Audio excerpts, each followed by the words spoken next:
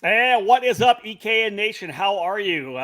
SuperNationals 25 is really underway. If you, to be honest about things, here at the eKartingNews.com world headquarters, and of course the different offices we have nowadays with David and Nate. My name is Rob Howden.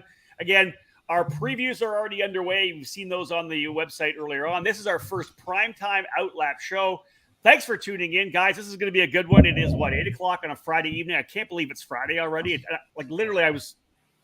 Earlier today, I was like, man, it's not Friday already. This week blew by, David. It's crazy. Yeah, it went by really quick. It just felt like I woke up Monday looking and anticipating the entry lists, and then boom, now we're Friday and we're already talking previews. We're talking 5 different categories today, and it was just, if you can tell by my eyes, it was just a blur going by with a lot of work here and a lot of work off the scene as well too. Yeah, the great thing is, obviously, folks, you're seeing that we have the previews up, the actual class by class previews on the website. We're sending those out as well to the EKN Nation email bulletin. So if you're not a member of EKN Nation yet, make sure you sign up for that. You get all our email bulletins. Three of them are out, David, right? Already out now? Yeah, we just published KA100 Junior today. We already have Micro and Mini already published, so we'll do. Normally we get the previews out beforehand, but we wanted to do this show on Friday because you have plans on Monday. I have plans on Monday. It just made for a little bit of a chaotic day to try and do it Monday, so we're doing it tonight. So we'll get a couple classes that we haven't previewed on the website, and we'll talk about it a little bit today. So kind of give you an idea of who we're thinking and what we're thinking before the previews even are published. Yeah, so previews will keep coming over the multiple days.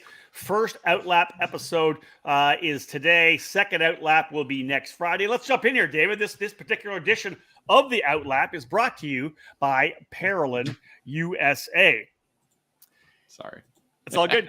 It all started in 1994 when former kart driver Albino Parolin decided to move his passion from karting to the track into his small workshop. That's when Parolin was born. Parolin USA is North America's source for Parolin products, and we run a factory team at all the major Superkarts USA, USPKS, and Rock Cup USA events. The Parolin chassis lineup for 2022 includes the Invader Shifter, the Le Mans Tag single-speed chassis for junior and senior drivers, the 28mm Opportunity model for cadet classes, and the Daytona 4-cycle chassis. Get on the chassis that's winning. Drive a Parolin. For more information, head to ParolinUSA.com. And again, talking about the Superkarts USA SuperNationals number 25, 25th edition for me. What is it for you, David? Is this 20 or is this 19 for you? This should be 18. 18 for you? Yeah, hold on. I got to do some. Well, you think about that. You talk to Nate, yeah. As part of eKarting News, it'll be the first one for Nate D. Nate, we kind of cruised you in for the first 5 months of working for the website, and then we threw you to the deep end for the SuperNats because you have been busting your butt. All the great stuff you see, all the great content, the graphics we see coming from Nate. How's it been so far, Nate? We're kind of throwing you in the deep end for this year's SuperNats. I mean, it's a big event, so a lot of preparation is to be expected, but it's all just building up and building the anticipation, ready to get to Vegas, ready to see some racing. And that's it. Yeah, just really looking forward to third SuperNats. That's good. So third for you. That's awesome. 18 for me. So this will be my 18th. Yeah, it's 2004, my first year. And we'll see. I think that's coming up soon. The memories from that, again, just phenomenal. The first one at Sam Boyd Stadium. So yeah, that was my first one. That was your first one. That's exactly right. We had just bought eKartingNews.com off of Glenn Holland and Brian Stiver, and away we went and started doing trackside coverage. That was a lot of fun. If I'm not mistaken, didn't we do it out of Ron Joint's motorhome? Yeah, Ron Joint's motorhome in the paddock is essentially where we positioned computers and everything else like that. That was kind of our home base because there wasn't like the tower we have nowadays or somewhere else. The next 2 years after that, we actually rented our own RV. I remember that. So we were able to keep everything in the RV right next to. They even used it for scoring, I think, one year. So one year they did, So yeah, it's been a wild ride. Again, 18 different. This would be my 18th race. Or 18th SuperNationals, and it's just, again, the only downside is I never got to go to the Xplex. I never got to go to Las Vegas Karting Center. Well, the crazy thing is I've done them all, right? This is my 25th this year. I don't really remember that much about the first one. I was there with National Kart News, and I did a little bit of work on the mic. I can't remember who I was with. The next year, number 2 in 98, Jim Murley had hired a guy that did the Oklahoma street race. It was some country music radio station guy. I remember that every time that, because he did dirt track racing, and every time the checker flag flied, he'd say, checks are down on the speedway. So I kind of remember working with him a bit. I remember a little bit about that, a lot more about that one. Not much about the very first one. Well, but you were also launching the magazine as well. The second one. Yeah, exactly. The second one, yeah, 100%. Those are good times. But yeah, Nate's on board. We're all on board. Let's get into this. Let's say this right now, folks. Those of you who are tuning in, this is interactive. If you have questions, feel free to put them, whether you're listening on Facebook or watching on Facebook or on YouTube. Either the comment sections, that'll pop up for us here, and we can bring that potentially into the show if you have any questions. We see Doug Fleming already tuning in, Rainier Bug tuning in. Robert Feege is coming in as well. SKUSA champion, right, in the Master Shifter category, if I'm not mistaken. Yeah. Great Master Shifter category that we'll talk about. And we'll answer his question here in a little bit. That's right. one of the first order things on script. Oh my God. We'll come back to that for sure. All right. So let's get rocking here right now. What do we start with? Let's dive into the event notes right now. Let's start with that, guys. David, it's really interesting. The track under 7/10 of a mile. Essentially, the track we saw in 19 and 20, right? No, 18 and 19, right? We didn't have one in 20. Yes, 18 and 19, but running in the reverse direction. I don't know how much changes they may make trackside, but it's gonna be interesting. The number one going into turn one, the right-hander, whatever you're gonna call that, the right-hand opening corner, which is back to a hairpin again, which we haven't had for a while, and then 2 hairpins to finish the lap. Wow. Let's just start with the opening corner, because it does kind of bring that retro, when I started going to the Rio type layout, because this is the direction we went. And turn one was that kinked turn one section. If you recall, one of the most viewed videos of all time was Josh Lane spinning in the wet, going backwards, dropping the clutch, and then powering off to gain 2 positions while after spinning. So, So it depends on the way they lay things out, because even between 18 and 19, that section there after that, before that corner going the opposite direction, was a little different each year. So yeah, it's true. I'm not quite sure how they're going to lay all that out. I think, what we're used to, where we're situated at, is going to be very similar to what we've seen in years past. And then you come around down the pit grid straightaway. That's going to be about the same. That'll be about the same going again that way. I should next time I'll put the track map up. Yeah, we should have brought the track map up. Yeah. I do have it. But anyway, so so I it just depends on the way they build the racetrack. I mean, that's what it boils down to. Yeah. But I do like this direction. It just kind of reminds you of the first or the second stint and third stint at the Rio. Hey, listen, the very first time we came here, we ran clockwise. Okay. Back in 2003, 2002. 2002, 2002. Yep. Yeah, we ran all the way down the back straightaway, and everybody dived into turn number one. Yeah, that was 100% the way we ran when we first got here. So that should be interesting. One of the key things, obviously, is the way the track there's kind of like a natural amphitheater that they build. There you go, David. Well played. Hey, well played, sir. Well played. Keep going. Good job. Keep talking about it. So as you come through turn 8, 9, so 9 and 10, you're essentially going to have that big sweeping through turn 8. Yeah. Guys are going to potentially defend to the inside there. And then there's a chance for a couple of over-unders. And then the checkered, of course, the start-finish line after you come out of the corner. And David, right in front, essentially the grandstands are there. That's where our tower will be. We'll, of course, be working with Kart Chaser on that. But that's turn 10's the entire VIP area at the racetrack as well. So really, it's going to be interesting and exciting for the fans that are right there when we're talking about main event finishes on Super Sunday. Yeah, that's the key aspect, is the finishing area. I think that's what they're bringing in, like you said, that turn 10 section, that's VIP area right there, and then leading to the start or to the finish line is all the grandstands. So it's going to be a thrilling area to be standing and watching because of the way the finish is coming. Because again, other years past, you see where that arrow is on the long straightaway. That's where the start finish line used to be in the old days. In this direction. So where that arrow is up at the top. Yeah, ask David Serra, exactly. So it was away from everybody. And then, when we moved over to the West Gate and the Las Vegas Convention Center, we were like, we got to put the start finish line in front of the stands. And so they listened, and we've done that every year since then.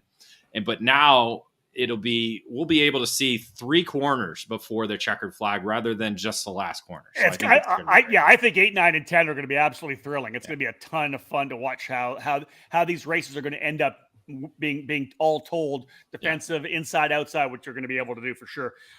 David, I know you got that there. Let's go through the actual schedule. For those who may not know how the Super Nationals work, it's a Wednesday to Sunday event.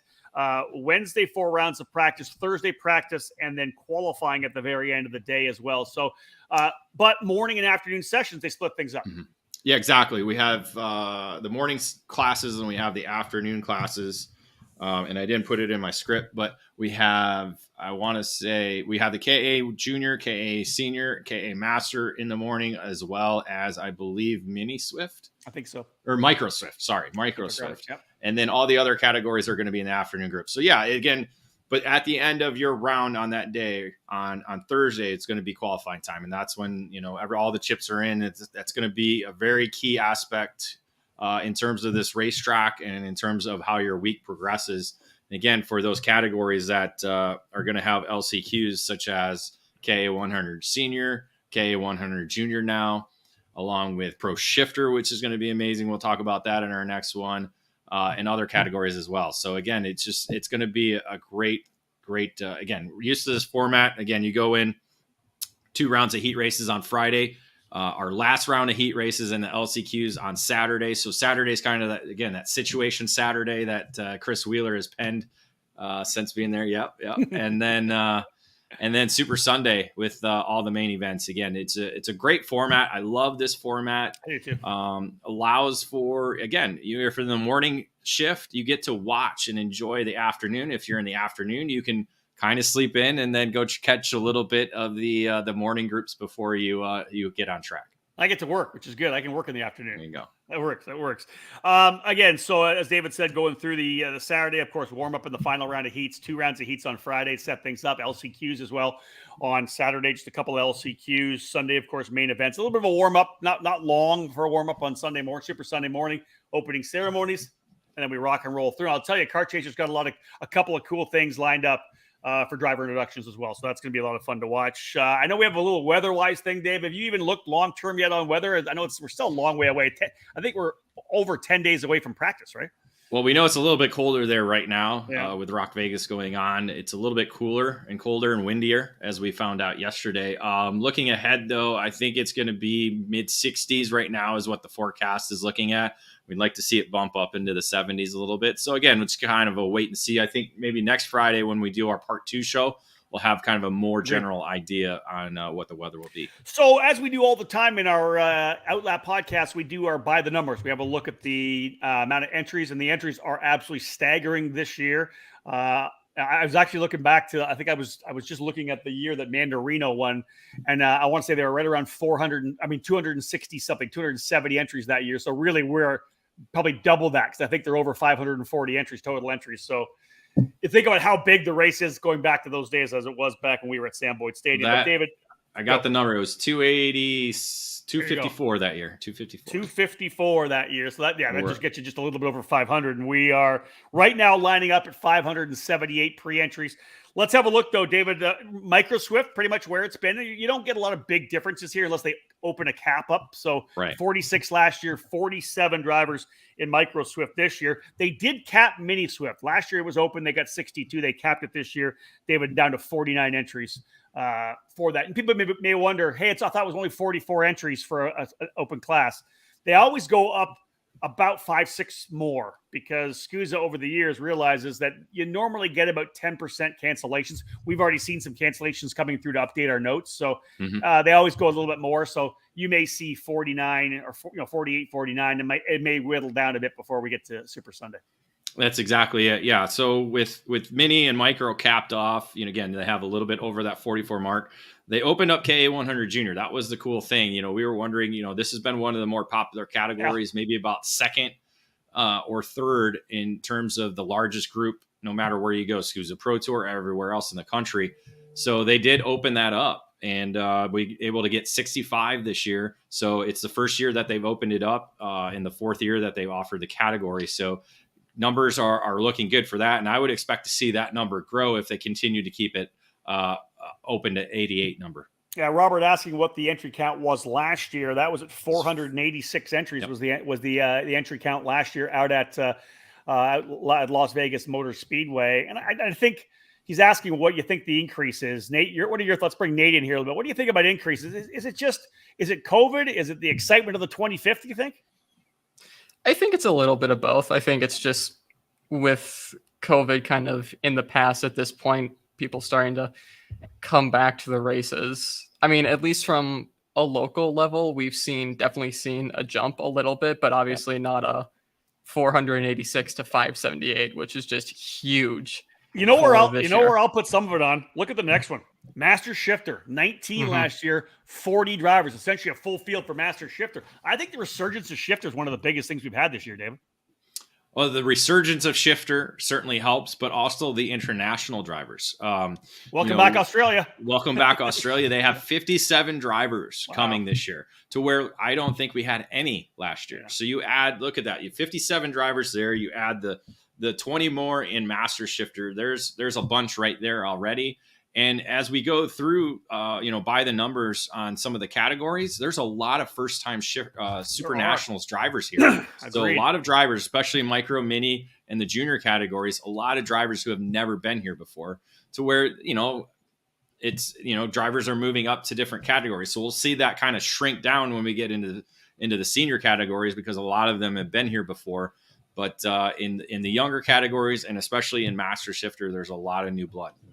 So we'll get ready to roll into this now. Here's one of the different things for our SuperNationals primetime OutLap preview podcast. It's not just about us talking about the event, who's coming in, maybe the points coming into the race if it's a midway point through a season. We do our predictions here as well, and I'm going to give this disclaimer from the very beginning because we haven't even started talking about. I understand that we're gonna jump into Micro Swift. We'll give you a little update on it, but we'll give you the disclaimer.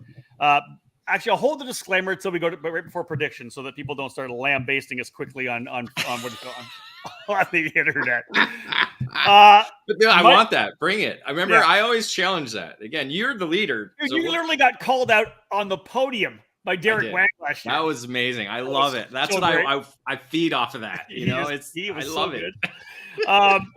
Parallel USA is the class sponsor for the Micro Swift category. 14 entries, as we talked about.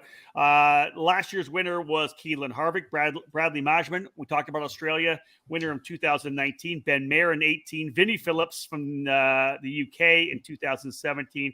And Brazilian Vinicius Tessaro winning in 2016. David, let's have a look at the SKUSA Pro Tour points. It is a SKUSA event. You kind of figure those guys in the SKUSA Pro Tour points are going to probably fare pretty well for the big race of the year.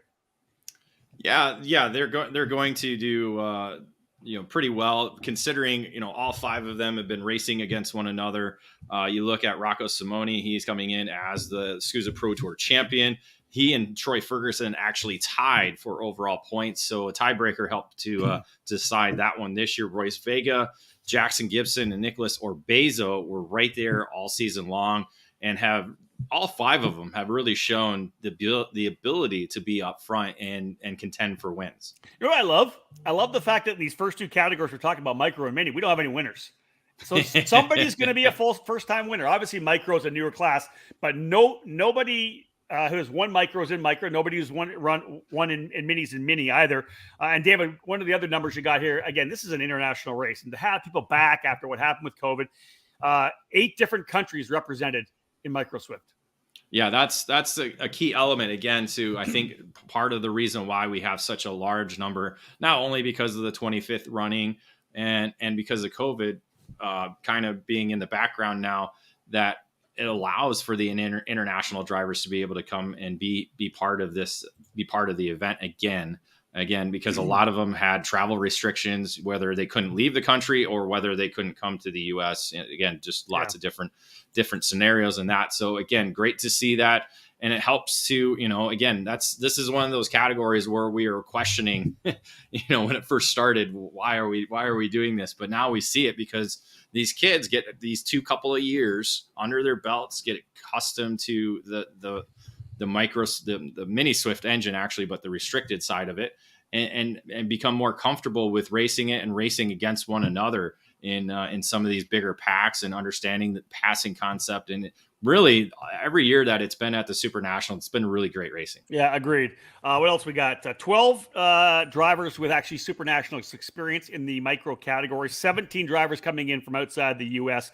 And David, as you mentioned, 35 first-time Super Nationals competitors. Now, maybe that's not a big thing in the micro category. They're all brand new, right? A lot of these kids, and we'll do the same thing when we go to mini at 25 guys with their first ever Super Nats. But again, always fun to see the young kids come to the Super Nationals for the first time. This is a big race. This is the first time they've come to this major event.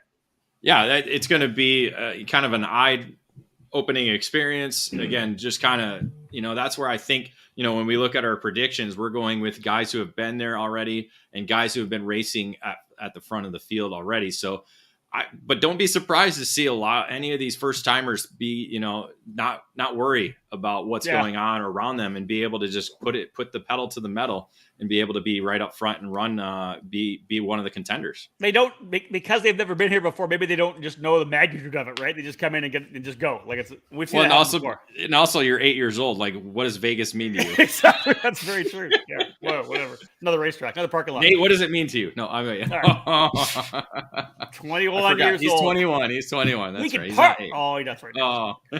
So let's dive into this here, and because listen, guys, Nate's going to be the first one. We're going to throw him to the wolves on the predictions every time, but so we do predictions. Now, again, we know that there's 40 something people in the class. There's always a dozen guys probably that can win, maybe even more sometimes. And yeah, your driver may not get picked. They may not be picked to win, whatever it may be. Enjoy this. If you're not picked, use it as motivation. And if you are picked, have fun with it. We know we get lots of barbs back and forth. David says he feeds on it. We kind of laugh it off. And like I said, Derek Wang literally calling out David for. I don't even think you picked Wang in the top 5, did you? I didn't. No, I picked him to win. Yes, he had struggled every Super Nationals prior to last year. So maybe being at the Speedway certainly helped. And I can't pick him this year because he won't be there. That's true. All right, so we're going to get started. So we picked the top 5, and so we'll throw the graphic up, and then we'll let the person who picks get an opportunity to kind of talk through it a little bit here right now. You don't have to go too crazy into it, but Nate, you're first. You're on deck. Let's get that micro swift pick for Nate Dean up. Nate, give us a rundown of why you picked the 5 you did. Right. So a lot of this is going strictly off of what I've seen this year and what I witnessed firsthand at USPKS. I have Royce Vega taking the win, Rocco Simone in second. You guys picked him to win, so I thought I would try and do something different. Don't throw us out. No. Don't throw. Oh, you can't do that. Can't talk about ours yet. New? Oh, that's right. You are new. So I got Nicholas Orbezo in third, Jackson Potter fourth, Cameron Marcia kind of the wild card in fifth. Want to throw another name in there who's had a good season through the Stars of Karting and through Route 66. Other than that, like Rob said, if I don't pick you, I'm wrong anyway, so it doesn't really matter. Hey, listen, and I like the wild card. David and I often do that, throw a little wild card pick in just to have some fun, right? Well, it is Vegas after all, right? You got to have, again, you get a rogue die, you get a rogue card, you get, and sometimes you get a bad flop. It's Vegas. Sometimes, hey, come on, you got to bring in all the Vegas terms. Just come on now. I do want to say this, so let's bring it up. So there's Royce Vega. That's Nate Dean's pick for the win. I want to say this right now, and I forgot to talk about it. I should have pulled the belt down. I won last year. So David and I have always gone head to head. He has a point system that he uses. How many guys created it? Don't lie. You created it. Did I create it? All right. You created it. Yeah. How many guys you have in the top 5? How many are in the right spot? That kind of thing for extra points. It's big, more points if you pick the actual winner. So I was able to. I don't think it's the first time I've won last year. It's been a while. I don't normally. It might have been it might have been the first time. If not, you might have won the first one, maybe 2. But you won last year 36-33. So only 3 points. So not a lot. Again, we haven't really had like a massive advantage in terms of winning. So the winning margin has been pretty slim. I'll say this: if 18 wins, you'll never see him on a broadcast again. Oh wow! You're calling that out after just one class already. Yeah, maybe that's a little aggressive. All right, all right, David Cole, what do you got for micro? Yeah, as Nate ruined my prediction. I do have Rocco Simone, the Pro Tour champion. I think he's just been a little bit more consistent up front and has the opportunity to be there. But don't count out Troy Ferguson. Again, those two tied for the Pro Tour championship, and I think they'll be right there as well. And again, I'm keeping the entire top 5 of the Pro Tour championship in there. Kind of mixed up the order a little bit, putting Orbezo up into 3rd. He's been kind of impressive in the second half of the season. But so has Royce Vega, been right there, got a win as well too at USPKS as well. Jackson Gibson, I think, is the only driver that hasn't won out of these 5. But again, I picked him last year, and I'm going to keep with him. I might have picked him 3rd last year if I recall, but I'm still going to put him in the top 5. I still got Jackson Gibson in there, and I'm going to put him in the 5th spot. There you go. All right, David Cole going for Rocco Simone. Let's bring mine up. We'll have a look at my picks for micro, and David Cole and I are very this is a reason why it's hilarious that we're so close, because we normally don't look at each other, we don't talk. Just so you guys know, we don't talk about it beforehand. This is the first time we see it, actually. I picked Rocco Simone. He's just been so good, and I feel like this momentum has grown throughout the year for him from where I saw him for the first time at the start of the year at the SKUSA Winter Series. He and Troy Ferguson, I think the battle's going to be great. Royce Vegas dialed things up as well, as has Orbezo, and I'm right there with you, Jackson Gibson. I think if he has a clean run and can avoid any mistakes, I think Jackson will be in the top 5 as well. So that's kind of my pick there. I'm going Rocco Simone up top. Nate Dean's the outlier with Royce Vegas. So the new guy normally is, right? Yeah, true enough. So there you go, folks. That is the Micro Swift predictions for us. There you go. This is going to be good. Micro Swift done. Come on, David. Yeah, I forgot. Sorry. There we go. Go ahead. Just keep going. Yeah, just give it. Yeah. And we're back. well, don't worry about. Yeah, No, that's good. That's the cut, folks, for our podcast that we're going to do later on. David just kind of dropped the ball. Again, I needed like 2 more hours to get this synced up a little bit better. I'm still kind of moving. We've been like it, folks. I'm telling you, we have been on. David's writing previews. I mean, you can tell Nate's hair. I mean, it's all over the place. Yeah, Nate's been going around with his hair on fire. Graphics. These graphics got built this morning, by the way, because we just made our picks last night. Phenomenal job too. Yeah, they look fantastic, no doubt. Mini Swift brought to you by Speed Concepts Racing, the class sponsor of this year's Super Nationals. 49 entries, so a massive field. We mentioned Enzo Vidmontien already a little bit there. He is the reigning winner last year in the mini category. We'll watch him move up into the junior class. Kai Sorensen, a winner as well back in 19. Brent Cruz in 18, Connor Zolich, some pretty heavy hitters, right? And then Thomas Nouveau as well back in 2016. I think I called him Thomas Nepfu back then, but it's Thomas Nouveau. I know that one right now. I've got that knocked in. So as well, David, you go further back because it wasn't just the IAMI. We had the Tag Cadet, and that the Tag Cadet was back on the Vortex. It was on the Mini Rock.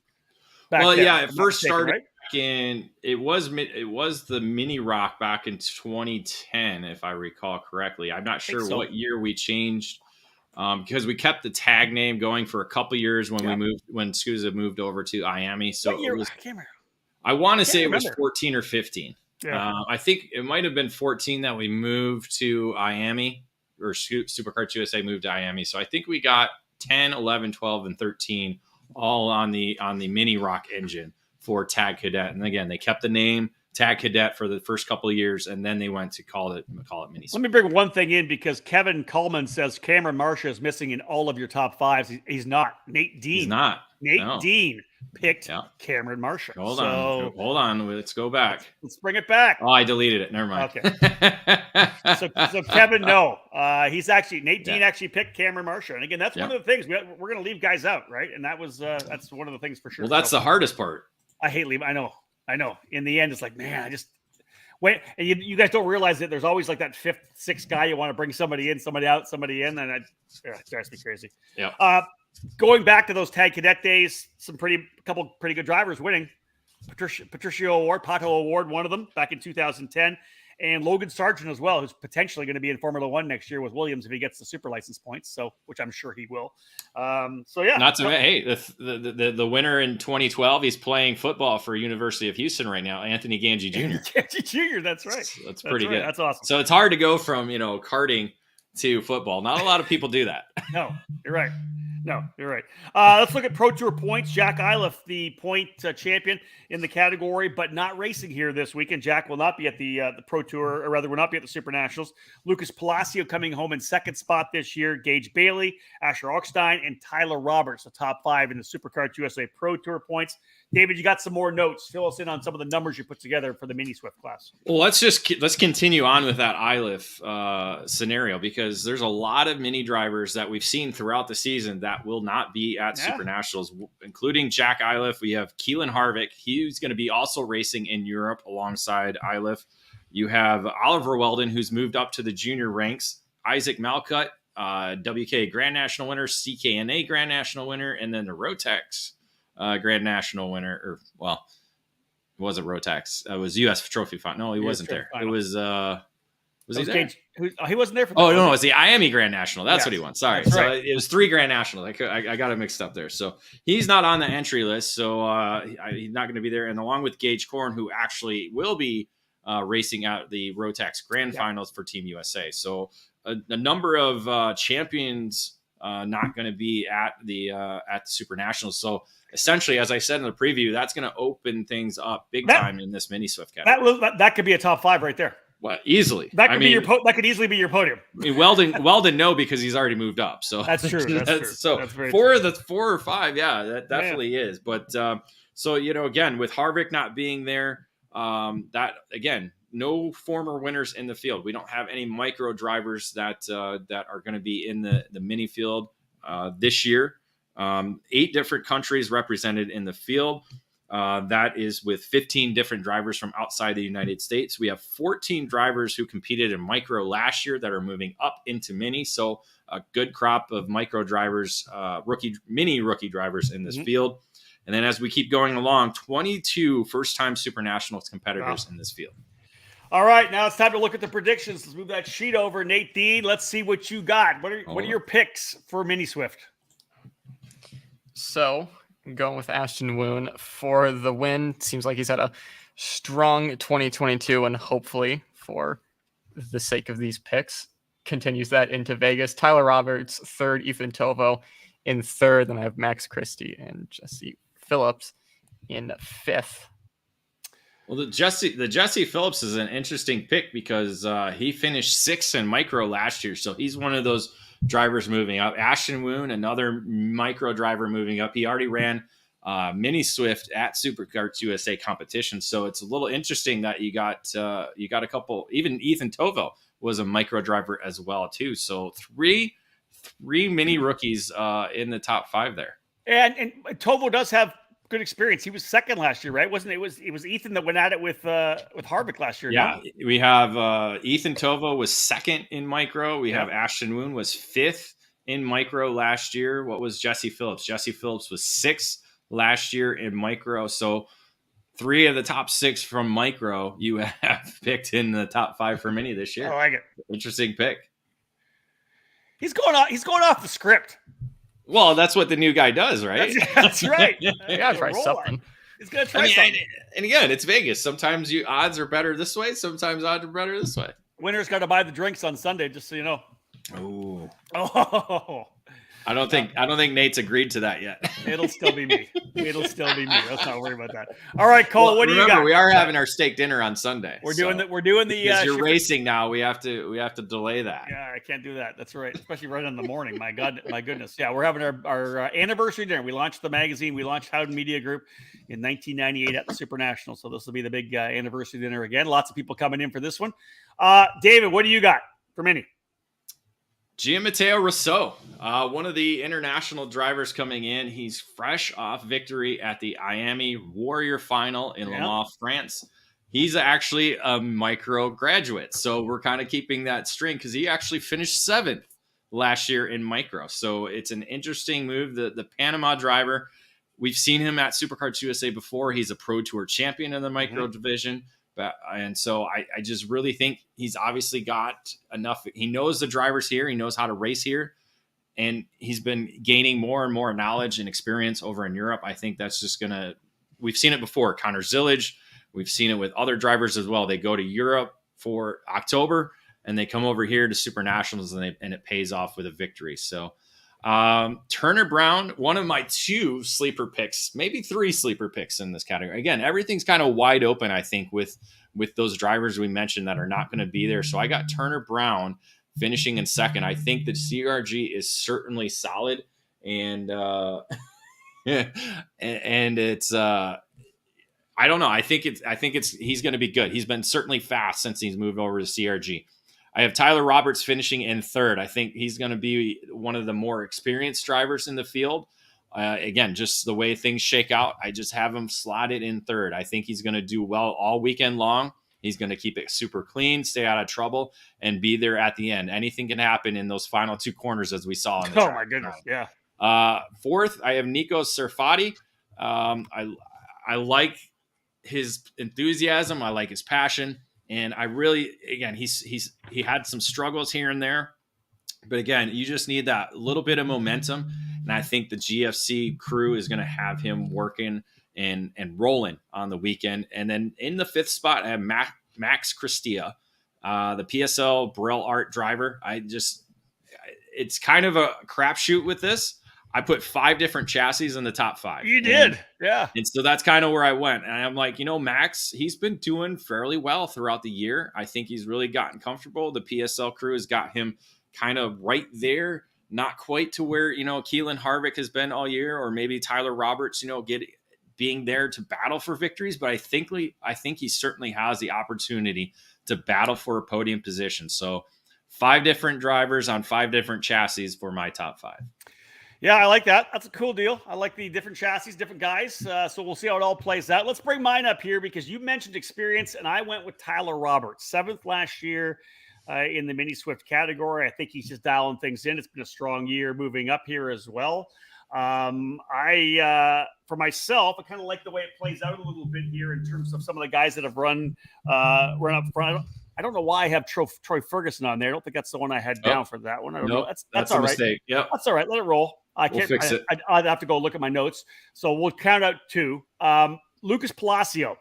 Last year, probably could have stayed in the Micro Swift category, but because kind of racing with Harvick and was right there with Harvick and decided to move up. And he's been really good. And I think that Lucas has an opportunity to finish in the top 5. So I'll put Palacio in third. I like Ashamoon being in the top 5 as well. I agree with Nate on that.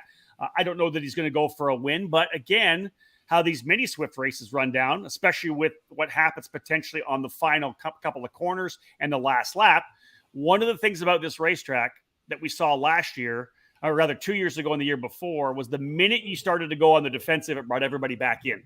The way the track was designed, the minute you went to the defensive, you lost so much exit speed, right, and we saw everybody pack back in. So I have a sneaking feeling this, especially with the 2 hairpins, if we see defense guys going defensive on the penultimate lap, coming into the white, it's going to bring guys back in. So I think it could be funny to watch, see how it all plays out. I've got Ashton Wood in 4th, and I have Gage Bailey as well, coming home in the 5th position. Gage had some pretty good speed this year and was top 3 in the SKUSA points. Palacio, Bailey, those are drivers I looked at.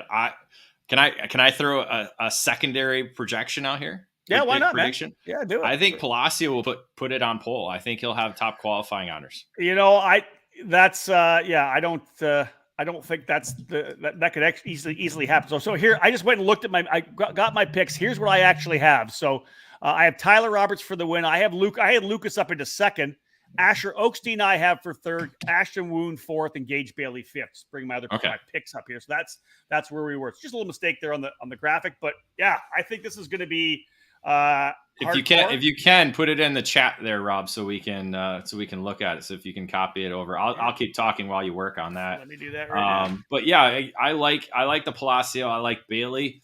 There's a number of other drivers that have the opportunity to be there. You got a Ty Fisher with Race Lab that could be in the hunt as well. You got a Bronson Costas racing. He's been quick. Another guy I like, and not many people know of him, Johnny Stamps. He's a California Pro Kart Challenge champion. He's been doing really well over there on the West Coast. He could be another surprise driver that's going to be up front. You got Alessandro Truchot on Paralyn USA. He's this micro SKUSA Winter Series champion. He has the ability, again, there's so many different drivers in this mini field that you Yeah. can pick with, because it's so wide open right now, I believe. Here's another dark horse as well. I haven't got his name locked down yet, but he runs with Ryan Perry. It's Michael. I was saying McGahee or whatever. It's Michael McGaffey or whatever it may be. McGaw. That's it. Michael McGaw.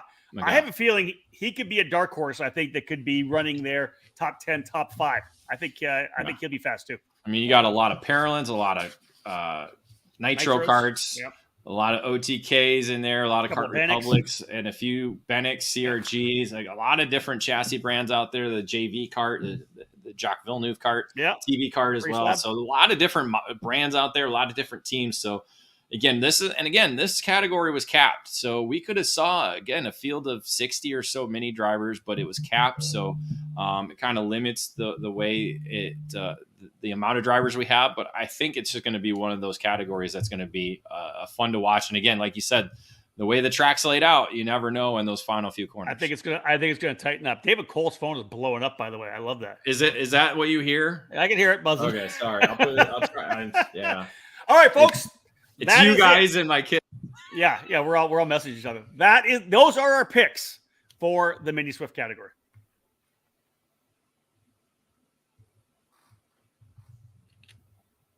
All right, folks, welcome back to our OutLap here. Our first of 2 OutLaps that we'll have for this year's Super Nationals. One this Friday, one the following Friday, again, 8 o'clock, primetime show. We'll cap things off there as well with the 5 final categories. All the class previews, individual class previews coming out on the website. David's knocking them out. Nate's knocking out the graphics as well. So a lot of great stuff coming on board there. If you haven't had a chance to look at the article we posted today from Tiffany Kelly, that's a fantastic article. Excited about what she's doing for us. She's going to be running in the master's class with her husband, Justin Kelly. So that'll be a lot of fun to watch the more articles that are coming in from her. Let's move into the KA100 junior class. This category brought to you by think60.org.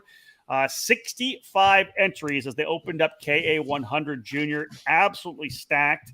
Look at the 3 drivers, David, who have won here before. Jeremy Fletcher, Brent Cruz, and James Wharton.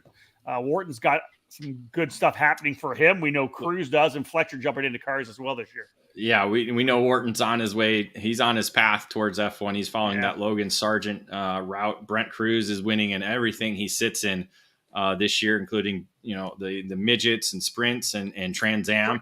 Going to pick up. He's picking up wins. And he's going to probably pick up the Rookie of the Year honors there at the Trans Am Series. Trackhouse sponsorship.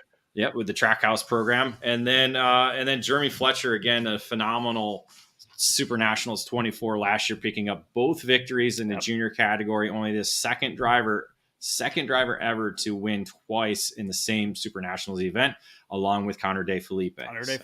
That's it. Yeah. In what categories, David? Jika and AD Junior. There it is. All right. I can't remember the year, but I know it's Jika and AD. I think it was the same year as 2008, whatever year the Mandarino won. No, that was 5. That was 2005. So I think it was 5 or 6. I think it was 5. I was just looking at the magazine. I'll tell you what year. You keep talking. I'll go look at it. No, I got it right here. You do have it right there, of course. You got just calm down. You got the spreadsheet for sure there. Yeah. All right. I'll go a little deeper. Yeah, you find it. I'll go a little bit deeper. SKUSA Pro Tour points. Obviously, the guys that are going to be up front here. Jesus Vasquez Jr. with the championship in KA100 Junior. Caleb Gaffera was right there. Cooper Shipman, Elio Meza, and Charlie Smith. I got the 2005.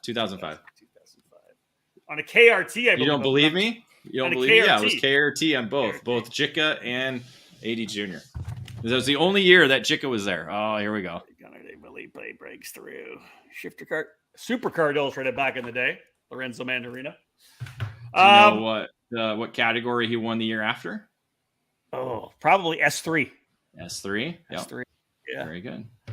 Which was the stock moto categories back then, folks. Exactly. S3 and S4 were stock moto light or stock Honda light and stock Honda heavy. All right, so let's jump into this. We talked about those guys kind of being up front there. Charlie Smith was 5th, Meza in 4th. Again, David, this is interesting, right? No former Super Nationals winners in the first category. Only one former Super Nationals winner here in KA100 Junior. Yeah, not in this category. We have last year's Mini Swift champ or winner, Enzo Vidmontien. He's actually pulling the double duty with racing both KA100 Junior and X30 Junior as well. So good to see he's trying to pull off the Fletcher this year. Yeah, as Motaz with, and we'll get into it more. There's actually 24 drivers doing double duty, so there's 24 chances for a driver to win both categories. I love it.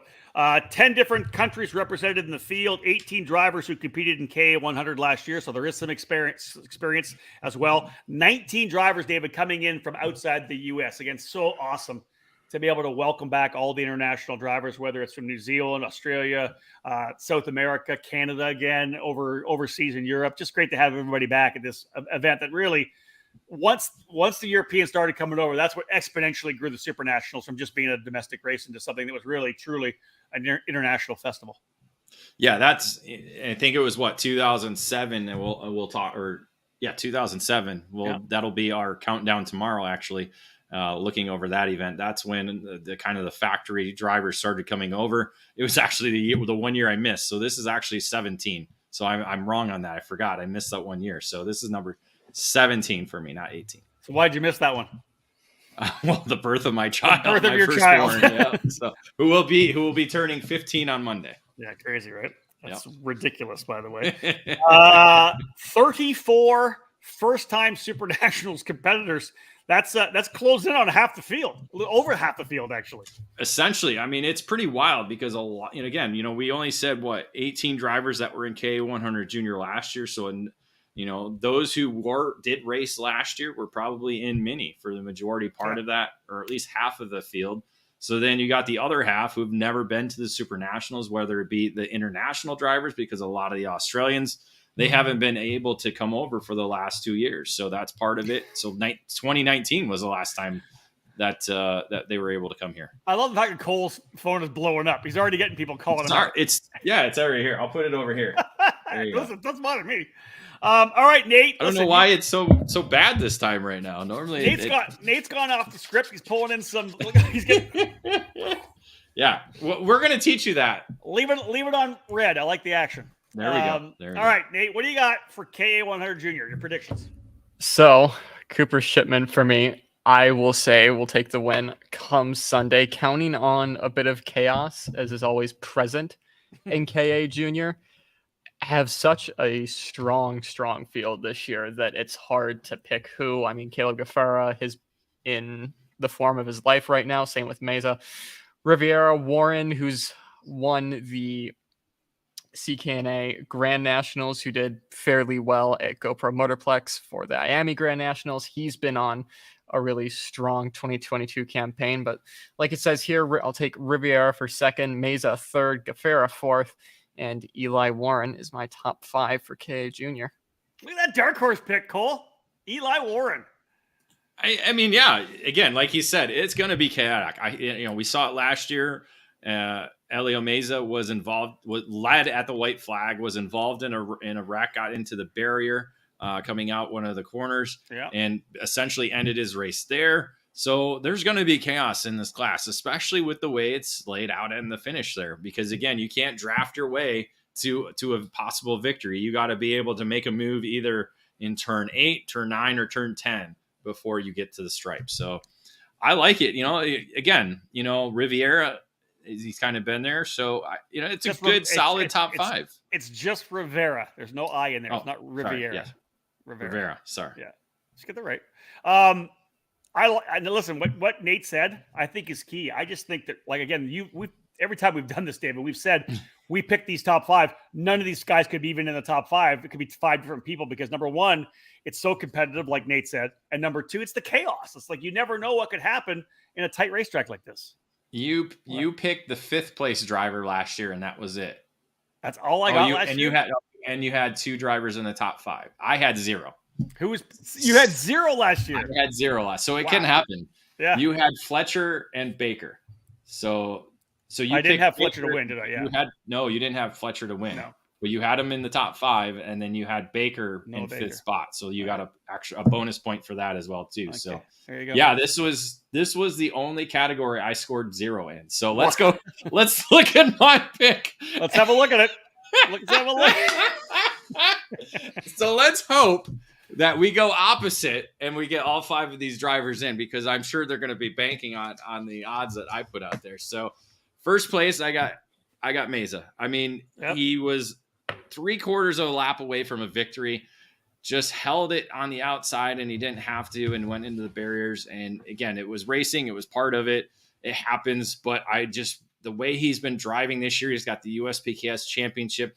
He actually finished 4th in the SKUSA Pro Tour Championship based on 4 races. Yeah, so think about that. Yeah.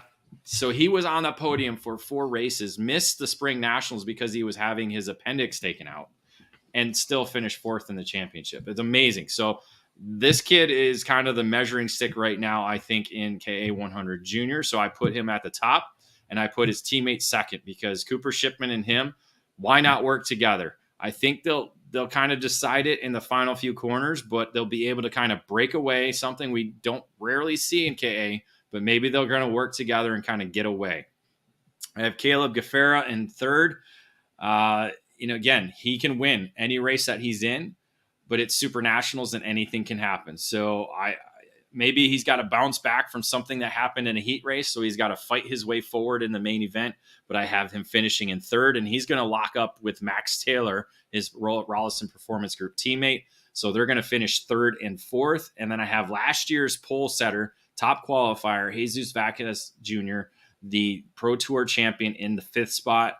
He's going to obviously do better this year than he did last year, recording a DNF. It was a kind of a great start and a bad ending for him at SuperNationals last year. I think he's got that full year under his belt now. He's got the Pro Tour championship. I think confidence is high, but just not quite where Mesa is going to be. So I have Vazquez finishing in the 5th spot.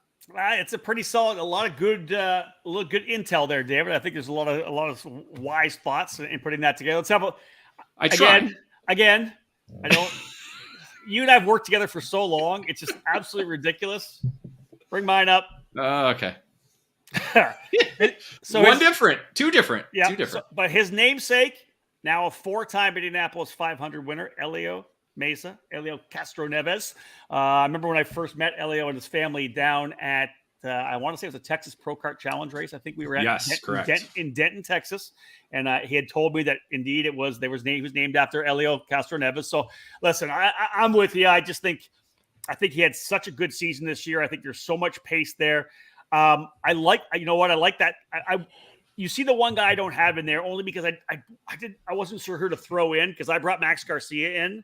Mm-hmm. And it was Cooper Shipman, and you made a really good point about having them potentially working together up front, because we saw that happen this year before, and I probably could have used that. And I did. You did.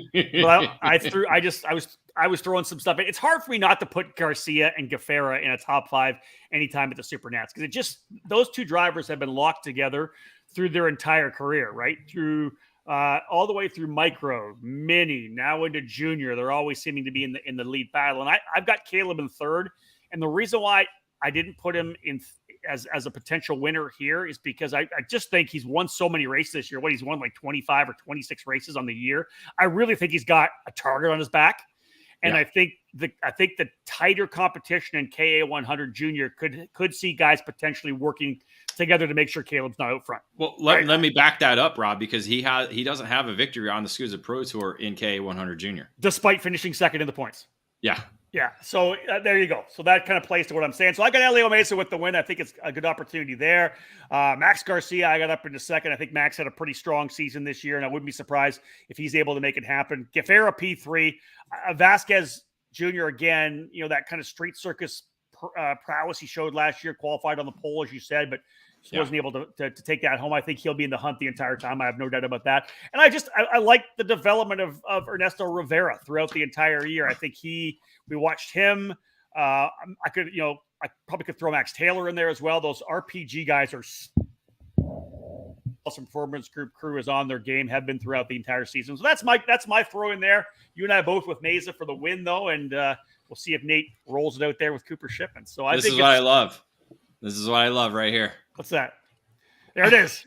You got the dads already coming in. I love it. Eli is going to make Rob and David eat their pick. Kid is on fire. Keith Ward, I agree. Former EKN driver of the month. there's a lot of different names that we could pick through this. Again, you got, you already mentioned that the RPG guys.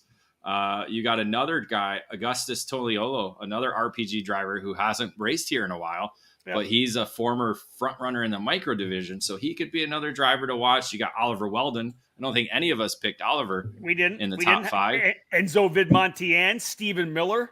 There you go. Right? Valentino Garbarino. There's some good guys. Oscar Iliff. Again, a lot of different drivers that could be in. Cameron Brinkman as well too. Yeah, so, 2 more. Christian Cameron and Steven Eisert. We didn't mention Cameron was 4th last year. So again, there's an opportunity, right? Again, like we said, they could, as happened for David last year, an entirely different top 5. Well, hopefully, none of us have that. I hope we have at least two or three drivers in there at least. There it is. That is our picks, folks. All 3 of us here from eKartingNews.com, Rob, David, and Nate. That is your picks for KA100 Junior. Okay, let's dive back in this again. Welcome back to our OutLap preview podcast, the first of 2 that we'll have for the 25th running of the Superkarts USA SuperNationals. Hard to believe when you go back and you think about the first race at Race Kart City, which then eventually became Xplex and Las Vegas Karting Center. Everything that Don Janowski, Jim Murley, the guys that put it together from the beginning, and then Joe Janowski taking over, then the Kutcher family taking over and doing what they've done over the last number of years. It's amazing for this event to get to the 25 mark.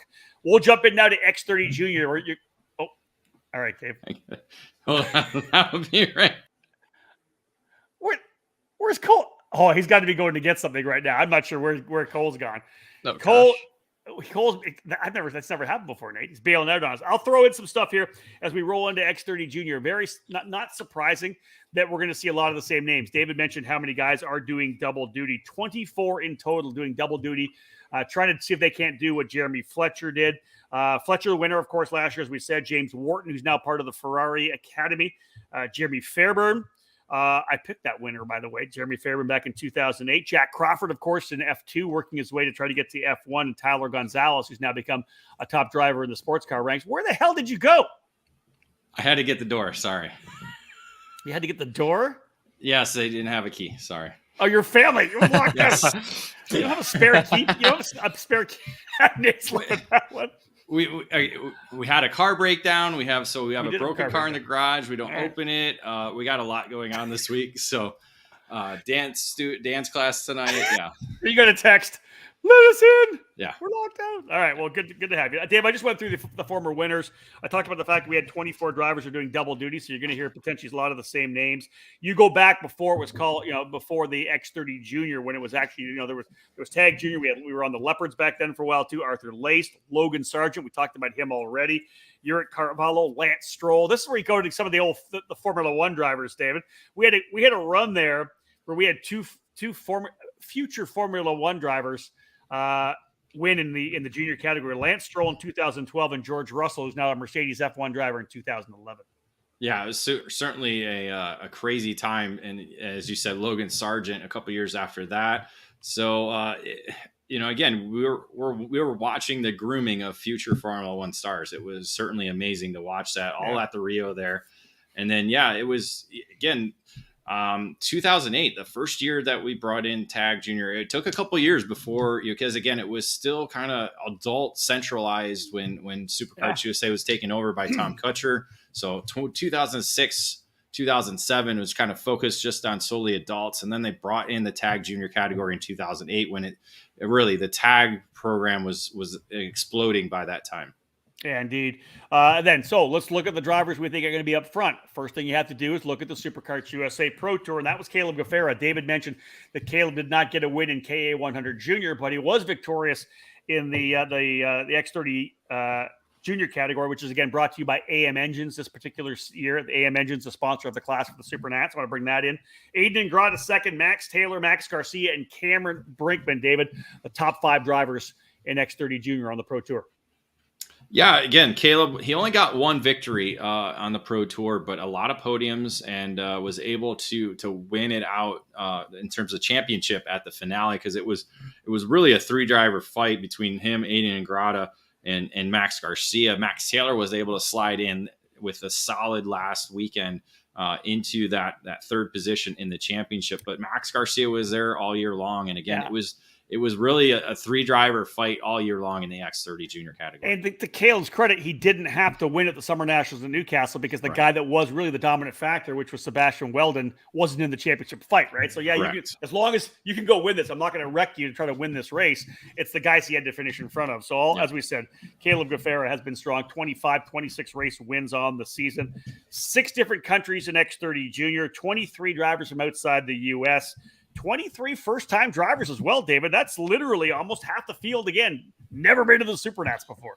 Yeah, it's crazy to see that. But again, you have 23 drivers from outside the U.S. So a lot of those drivers, again, from outside the United States, haven't had any Supernationals experience. So that's what we're going to see in that. And again, I like to put in 24 drivers doing double duty. That's going to be key. They're going to get track time in the morning, and they're going to get track time in the afternoon. So we've seen it a number of years over and over again. Track time is very key, especially at the Supernationals when it goes from a green racetrack to a rubber down racetrack. So it adds a little advantage, but not necessarily. Again, anybody can still win in the act because X30 is different from what KA Junior is. That's it. So obviously for Nate, he hasn't been able to be trackside for the Pro Tour. He was there for a lot of the USPKS races. Nate, what are your picks? X30 Junior. Let's see what you did this time.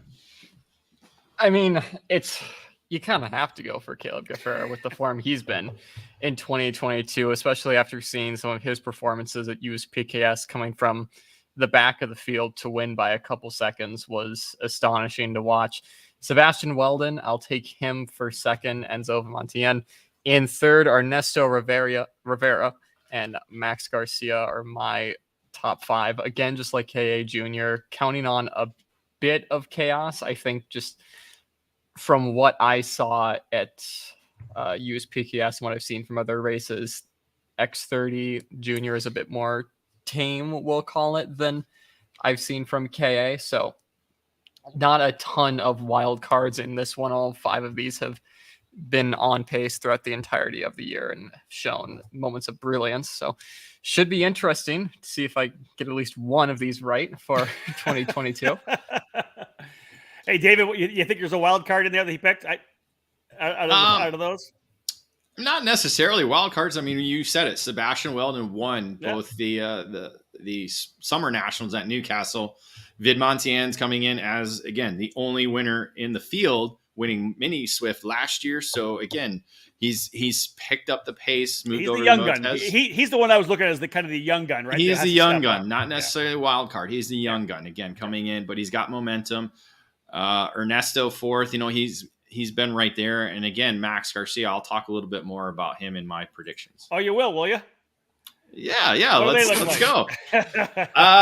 Again, you got to go. Again, here's some more tidbits. So Caleb Gaffera has been at the Supernationals since 2016. He's the most experienced driver at the Supernationals in this field. So this is his 6th start there. So you got to take the experience, especially in the younger categories, and the way he's performed this year. As you said, over 20 victories on the season. You got to put him at the top spot. He's got to get this on his resume, certainly, before he starts moving up into the senior category.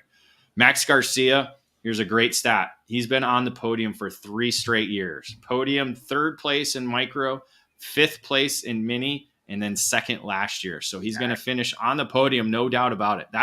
If there's a guarantee, Max Garcia is on the podium in this category. There's no doubt about it. David's calling it. Calling the shot. Yep. So I got Max Garcia there sitting in the 2nd spot. Cameron Brinkman's kind of my wild card.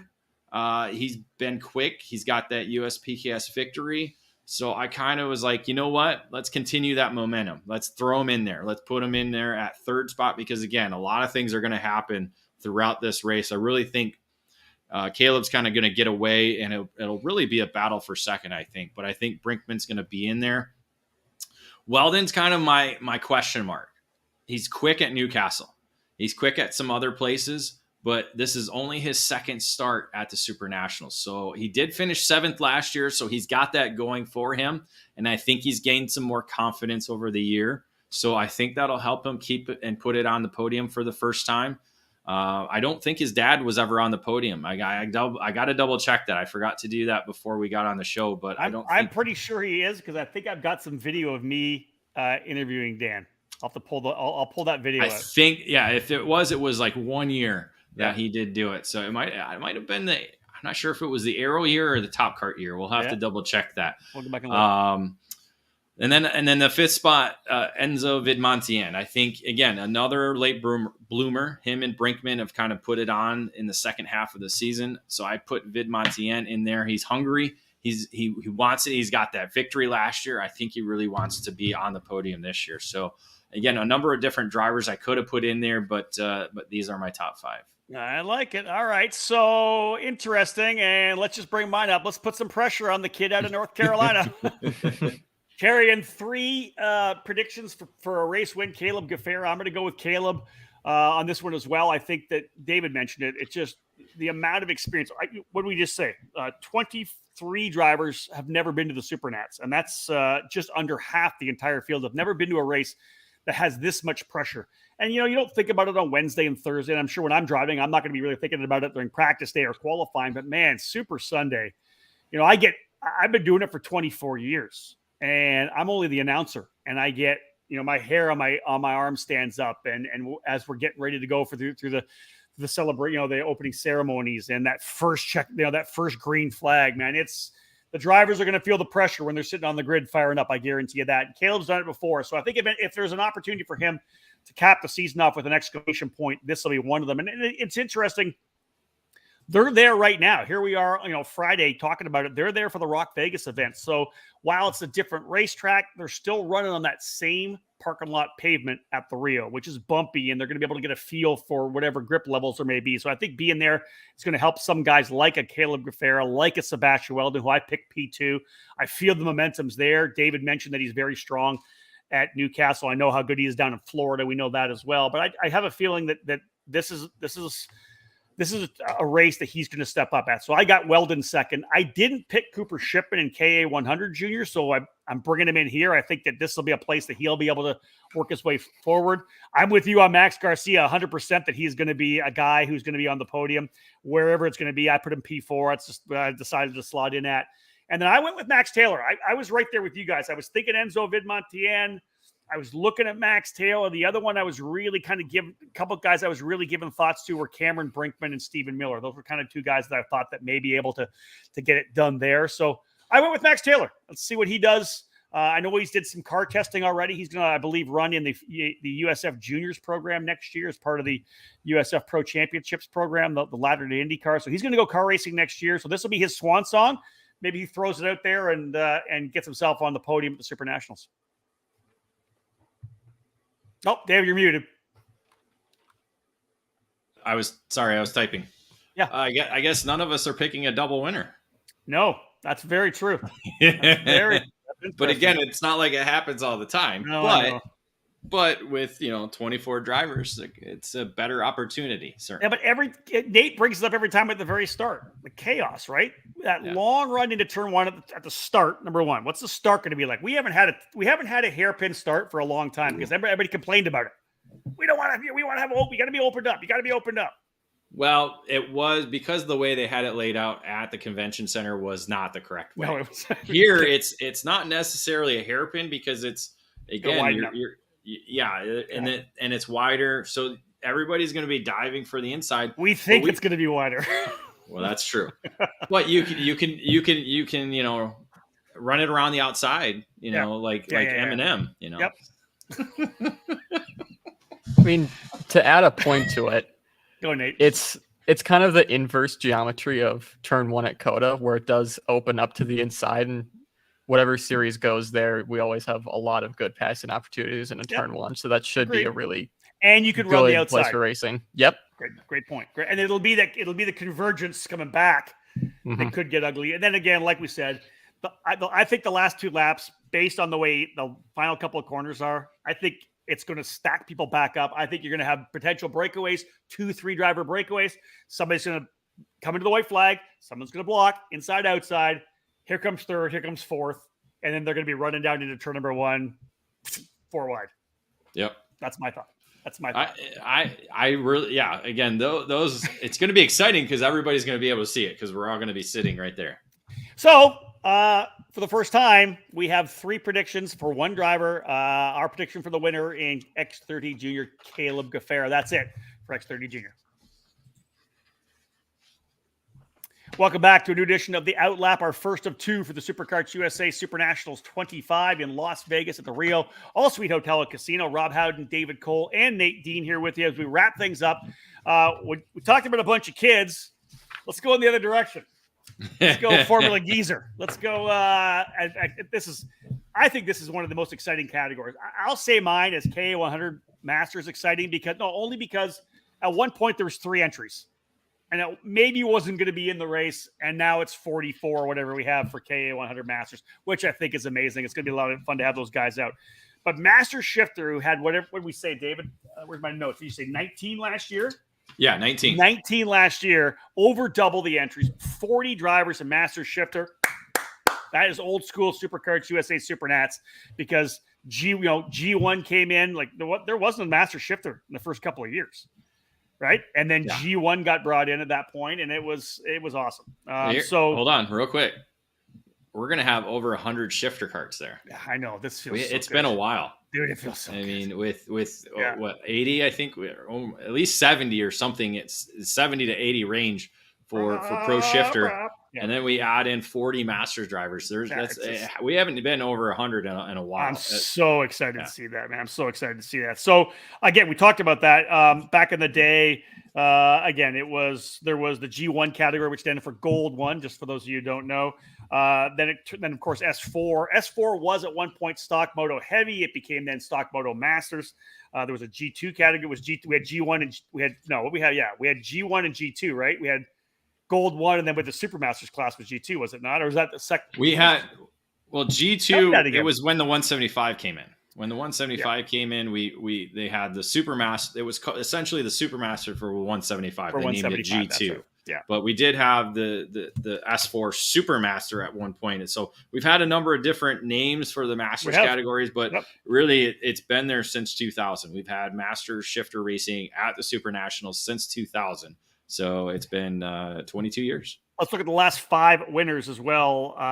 Joey Wimsett last year, a guy that won S1 Pro a number of years ago before. Matt Hamilton, an absolute badass. We've seen win at the streets of Lancaster as well. The New Zealander coming over to win back in 2019. Rob Logan, of course, that huge win for him in 2018. Ryan Kinnear has been a top Masters driver for many, many years. And then John Cavacuti as well from GP Karts. Mm-hmm. Winning in 2016. You go back. The cool thing is you go back and look at some of the guys that have been on the podium before, right?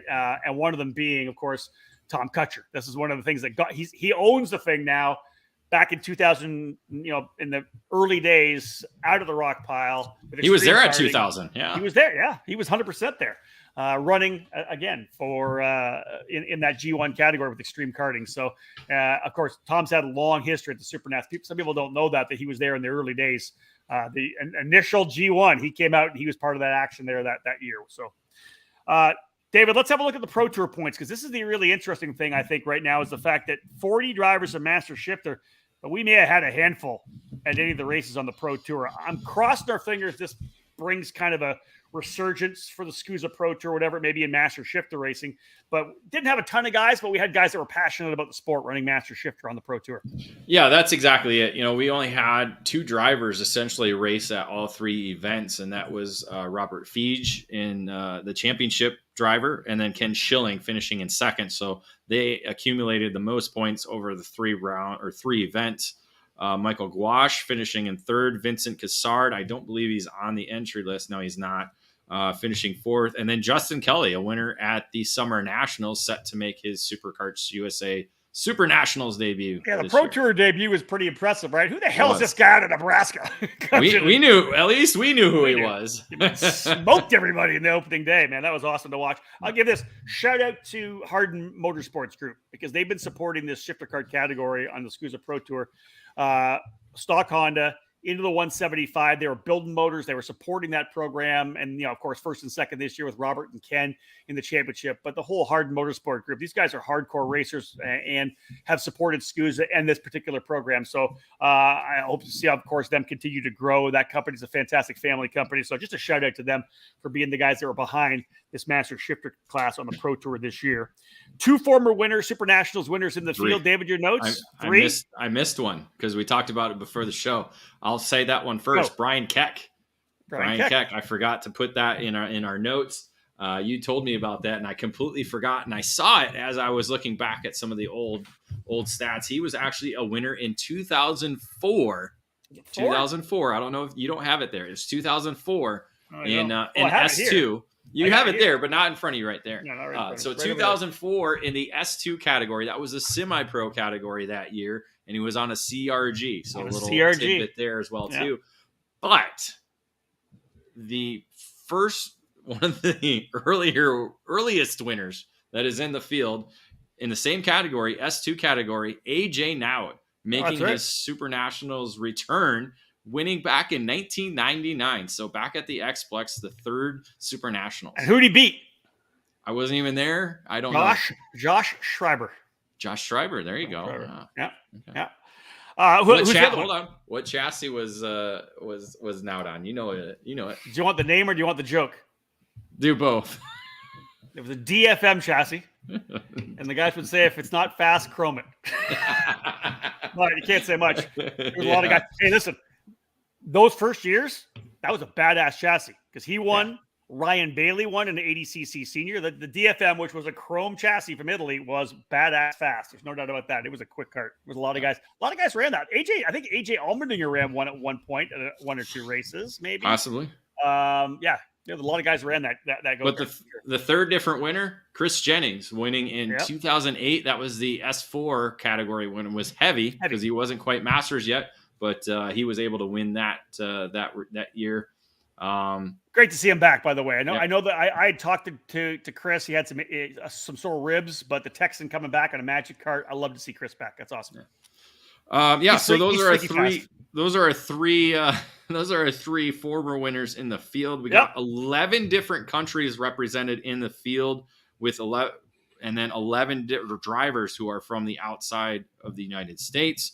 23 first-time SuperNationals competitors. So they might have been there before 2004. I don't have the records of that, and I'm going based on that. Some of these guys have been around for a long time. I did pick up the AJ Nowd one. Unfortunately, I missed the Brian Keck. So if you've been at the event and I don't know it, I'm not sure. So that's an interesting point, but.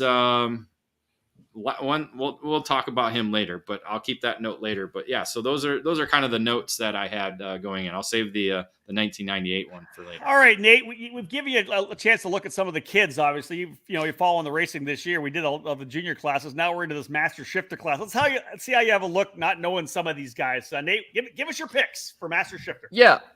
So like you said, with the races I've gone to and some of the stuff I've been following, it's been a lot of the senior and junior categories. Cadets, master, anything I really haven't done a whole lot with. So with the help from the good folks at randomlists.com,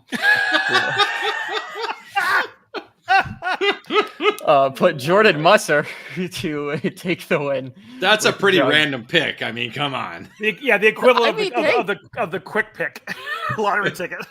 I put in the 5 or 6 that I thought would be up there, and this is what we have to work with. I have John Crow coming in 2nd, David Foray in 3rd, Sketchy Barnes 4th, Brian Keck, like we were talking about, in 5th. This might be a good list. This might not be a good list. I really don't know, and we won't know until Super Sunday. 5 good guys. Yeah. I think it's a usable list. I mean, again, and we'll see in mine, but John Crow, where did he finish last year? He finished 3rd last year. So there easily could be a podium run by him. We know he keeps in the cart all the time. David Foray, this is a stat I was caping. He won his first FIA World Championship back in 1998. So that's how long David Foray has been racing. he's actually double dipping. He's doing master shifter and pro shifter. So he's going to have a lot of track time. Wow. Yeah. But the 4-time world champion is capable of doing that. So this is a good pick. You got Sketchy Barnes, who was just on the podium in 5th last year. So it's a good pick. And then Brian Keck, this is actually his first time in master shifter. So it's a good pick. I think this is a good top 5. I mean, I think everybody would be happy. Anybody would be happy to use this. Let's give Nate a little plug there from Gary Osterholt, my boy Gary. Respectable list from Nate. No doubt about that. No, I think it's a good call. I mean, Gary's a master driver. He understands. Yeah, he gets it. So that's it. All right, David Cole. What do you think? What's your thoughts? Nate's going with Mustard. Oh, yeah. I mean, wow. I almost didn't want to pick him because, we've picked him before, and this is the one race he hasn't won. He's won Rotax Grand Nationals multiple times. He's won 5 Pro Tour championships. He's pretty, he was on that TV reality show for, I can't remember the name of it, but it was like The Voice for racing, and without the singing. Yep. He's done. Hey, listen. You throw the stuff around. We use the word legend when it comes to Jordan Musser. I know he's not really super comfortable with it, but as a Masters driver, of course, he was older in his he wasn't a young teen when he won 3 straight Rotax Grand Nationals. Right. And then this guy's been one of the dominant master shifter drivers for how long? Let's be real. This guy's one of the best we've ever seen him, in Masters. Can we be real? Let's be real. He's one of the reasons why the shifter numbers went down, because nobody wanted to. I'm serious. Nobody wanted to put the work in like he does. Yeah. He puts in 100 laps a day, once a week, to make sure he's ready to go for race time. And that's just something a lot of Masters drivers won't do. Hell, even some of the senior drivers won't do to match Ryan Norberg's pace. Yeah, and agreed. You got to put the work in. You got to practice to win. Little segue to our. Ooh, I like that. I like that shirt coming up. Stay tuned for that. Yeah. So yeah, I almost didn't want to pick him just so that way he could win, but I gotta go with it because I think right now he's on top of his game. He competed at the KZ Master World Championship in Le Mans, France. So I think he has the ability to do that, but it's going to also be a battle with a guy he got connected with there in Le Mans, David Foray. I think, again, a 4-time world champion, he's going to be up front. I mean, we've seen him up front. He finished, where did he finish? 7th in KZ last year. So in the senior category, he finished 7th. Mm-hmm. And now Musser has the ability to do the same thing, I think. We saw it at the Summer Nationals, and we did come out and run the Summer Nationals. So I think these 2 drivers are going to fight along with Brian Keck. He's got the young gun scenario. He's almost like the Joey Wimsett of Super Nationals 25. He's coming in for his first time in the Masters category. He's quick and senior, just not quite quick enough to be there to battle for a podium, but be top 10, top 5. So I think it's going to be a 3-driver fight for the victory here. Hope, and I have Musser picking as the top spot. I'll say that. Yeah. Go ahead. For it. No, keep going. Sketchy Barnes in 4th. Again, finished 5th last year. I think he's going to move up 4 spot. Moving over to Magic Kart, I think I watched him at Rock Island Grand Prix. This guy has no fear. And you get him on a temporary circuit, he's going to be quick, along with Joe Rook. So I think those 2 are going to finish 4th and 5th, possibly work together to kind of keep themselves on the podium, because, again, they like nothing more than to be on the podium at the Super Nationals. Yeah, I like it. And I was thinking, just come back here. One of the things, David, I was thinking about, if there's something that he changed around, hasn't won the Super Nats yet, got a painted helmet now. Jordan Musser's going to paint. He does. Then maybe that's the ticket. I'm going to check photos last year. I don't know if he did or not, but while you're going through your picks, I'll double check that. I thought he was cue ball last year too. I really did. I'll double check that. All right, let's here. You talked all about it. For me personally, I can't pick against David Foray. Like, the guy is literally one of the legends of karting. Like, again, you go all the way back to 1998, like you said, his first FIA karting championship, and he's just got the ability. He's just, such a great guy. And knows the card itself. Same as Jordan. He knows the card as well. He knows he's going to know what he wants. Doing the double duty, I think, is going to give him such an opportunity to dial things in. Will it beat him up a little bit? I don't know. We'll see. Hopefully not. I'm right there with you with Brian Keck. I think Brian Keck and Jordan Musser are both going to be very fast. I think Keck, he's been one of those guys who can always run top 10 in a pro weekend, a pro tour weekend, whatever it may be. Maybe even potentially into the top 5 kind of thing. Something may happen, whatever it is. But he's a master's age driver. He's one of these guys that never wants to give up the pro class to go run masters, right? But I think him into masters, I think he's going to be one of the guys to watch for sure. Maybe even battle 4A. It all depends on how he dials things in. I'm right there with Musser, always part of it. The one thing I'll say about the Crow Show, John Crow, he was in a go-kart all year long. He was in his shifter all year at Newcastle Motorsports Park. Works for one of the IndyCar teams there, lives in Indianapolis now. So he's been in the kart a lot. And Crow has always been really, really strong, David, at the SuperNationals. What does his record look like? 3rd last year, 9th, 5th, 3rd in Supermaster. Like the guy, listen, he's been in the top 5, 4 of the last. He's a former winner too. I left him out too. He won Tag Master back in 2005. I got to change that now. There you go. Cool. See, this is the problem with the old guys is I got to go way beyond the number or the records I have. Well, when John Crow's winning a Masters race back in 2005, 17 years ago too, and he was still in Masters. Yeah, exactly. Nate, what were you in 2005? 4. There you go. He wasn't in kid karts yet. No, that's so good. He wasn't in kindergarten yet. My God, that's awesome. Skitchy Barnes, folks. I've got him P5 too. I think Scott. He was trying so hard to get onto the podium for a number of years. Finished 6th, I think. Let me go back. I remember the year finishing 6th, and he was literally just gutted. That was 19. Gutted. Was right there. Couldn't do it on the final lap, and then got onto the podium last year. I think the momentum's there. Scott's really doing a lot of driving like he always does. So I think he'll be able to work his way into the top 5 as well. Here's a quick note. You have Italkart, GFC, Burrell Art, Factory Kart, and Magic Kart. So you have 5 different brands up there. There you go. Yeah. Let me look at mine. I didn't even look at mine. Hold on. Burrell Art, Italkart, GFC, Magic, and Maranello. So I have 5 different. Burrell, Factory, Ital, Magic, GFC. So we all have 5 different 5 different chassis in the top 5. Well, there you go, folks. A lot of similar ones. We have a lot of similar picks in that. But again, I think all those top 5s are doable and workable and bettable. Yeah. I think Nate, you did a fantastic job for your first time doing it. I think that you got a chance, depending on how things shake down, that you could. Yeah, you don't need to cross your fingers. Those are all pretty good picks. Yeah, sleeper picks always work. David, a lot of times you and I play it pretty safe. I think because we just kind of figure out we know, but someone always breaks in there and blows it out of the water.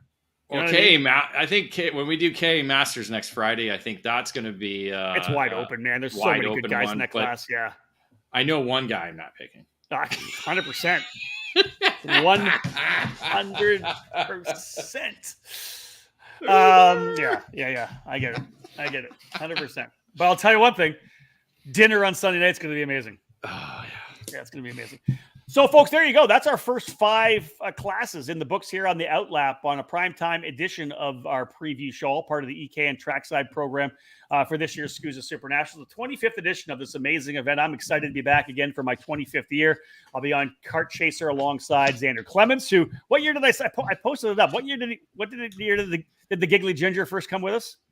5 years ago, probably, right? I thought it was 2016. Yeah, 5 or 6 years ago. I think he might have been 17 years old or 16. How old is he now? It couldn't have been 16. It had to have been 17. So I think I had the year wrong because it was when. No, it could have been 16. Yeah, because we were looking that way for because we were there 15, 16, 17. So I think it was 16 because that would have that sounds about right because he did Daytona. I think in 2015, when I took vacation, you were there doing vacation. My job. I had to run the broadcast. That's right. Yeah. But so it'll be me and Xander, and Mike Smith, who was with me last year, is going to be back, and Xander bringing him into the fray. And Mike does a tremendous job. He's obviously a racer as well. So some great insight. I loved working with him last year. I always enjoy working with Xander. So the whole Kart Chaser crew doing that would be fun. And he does a great job because he does the interview podcast, the full caster podcast. So he understands asking questions. And so I think hopefully they'll be putting him in the interview side of things. I know you guys are still kind of working. I don't know how much he may do a little bit of interviews. Kendall Hedge is going to do most of that stuff. Okay. With me being racing as well at the same time, they're going to want to have those two guys in the booth. Xander, of course, this is a big broadcast, so he's going to focus a lot as well on making sure the broadcast comes across the way they want. They got some good stuff that they're putting together, so it'll be a lot of fun. We'll stream the actual audio as well as we've been doing on the eKarting radio network. So if you can't be on your phone or on your laptop, let's say you're driving or whatever, and you just want to listen to it as well, that's available. We'll have that going throughout the weekend on the eKarting radio network. You can download the app there. Otherwise, a ton of social media. We got 3 guys. When was the last time we had 3 people at a SuperNationals? You got to go back to. You can't really count Blaney because he never really did work there.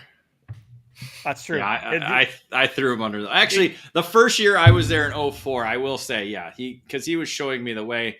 I was the only guy though that was doing the posting on EKN because it was the first track side we did. That was the first track side we ever did. We were doing everything on the forums and then occasional reports here and there, but we were kind of focused on Super Pro, and we've evolved a long way since then.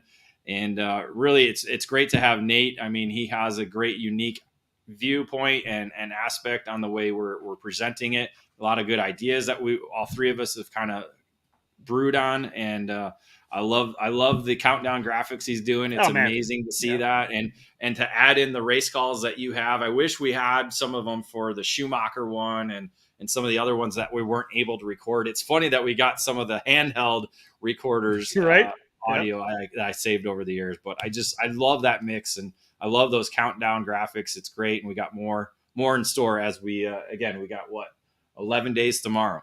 11 days tomorrow. So again, folks, it's going to be a lot of fun. Again, next Friday night, 8:00. I'll actually be in Mexico with the Anderson Promotions crew, formerly the Road to Indy crew, now the USF Pro Championships crew for our staff summit down there, going straight to Vegas from there. So that'll be a lot of fun. But yeah, again, we're going to have a ton of social media at the race itself. Tuesday, Wednesday, Thursday on. We're going to do a bunch of interviews. We got a lot of stuff planned. Obviously, all the stuff we normally do with top 10s, that's all going to happen. A lot of photography, photo dumps, you name it. A lot of video. We're going to do some video as well. We haven't done that in the past. Hashtag EKN at SKUSA. Hashtag SuperNats25. That's pretty much the ones we're using, right, David? Hashtag karting. Hashtag Vegas. I was going to say hashtag karting. Hashtag drive to 25, baby. Nobody cares about you driving. I know, that's very true. That's very true. Except for myself, I guess, right? That'll be about it. All right, you and your fan club, right? Yeah, that's it. We're gonna wrap this up again. That's gonna be crazy. We'll talk more about that in the next one. It's gonna be nuts, dude. It's gonna be crazy for sure. I know. I'm looking forward to it. I'm gonna be the K master dad going. That's it.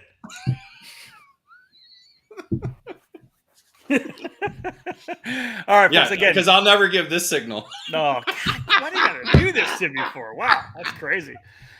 Big thank you to Parallel USA, Parallel North America, for being our presenting sponsor of this edition of the eKarting OutLap. Again, as David said, so much more to come. Daily previews, class by class, and their show coming up on Friday. Nate's going to keep cranking out stuff. We got a lot more content coming out.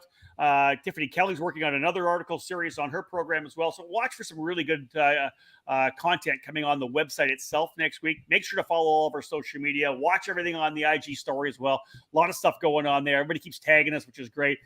We're excited to get into what will be the 25th edition of the Superkarts USA SuperNationals. Thank you so much for tuning in, folks. On behalf of Nate Dean, oh, there it is, David Cole, myself, Rob Howden. Bye for now.